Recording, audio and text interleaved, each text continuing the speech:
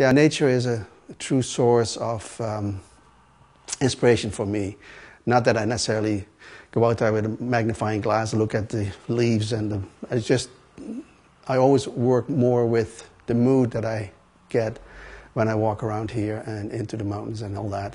And somehow that filters through and comes out in my designs. To go to work, I drive from Lac and on a highway which is never very busy.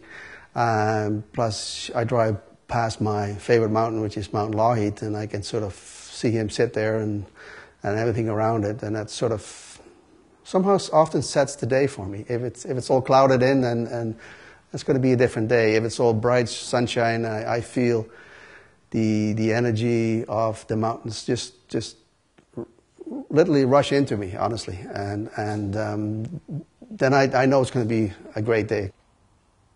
I see myself more as a craftsman actually a craftsman that sometimes makes art. If I'm lucky, you make something, you realize all of a sudden, whoa, this is much more than I initially started off making.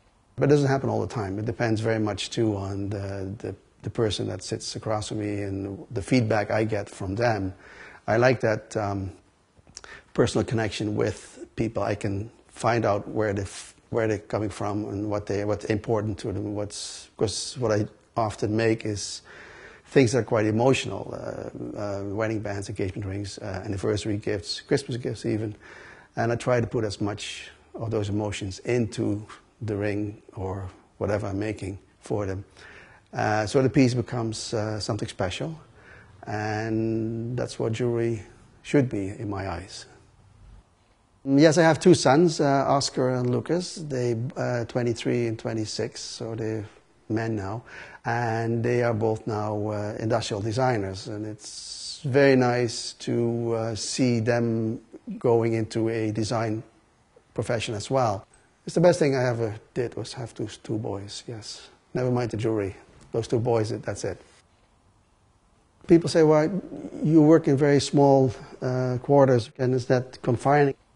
Well, to me, that square foot is a square mile, square kilometer.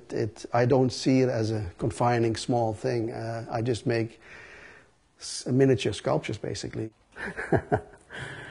What kind of music do I like to listen to while I'm working? Well, it can be anything. I like all music. For a strange reason, country and western seems to be working really well for me at certain times. It has a certain something about it that keeps me going. Another one is always very, very good, especially when it gets to crunch time and like around Christmas and where you have to do 12, 16-hour days to get everything done, is Bach. He has a certain rhythm, and especially Glenn Gould with his Goldberg variations or things like that. I really get going and find the groove, and there I go, and then all of a sudden it's 2 o'clock in the morning and, oh, better go home, type thing.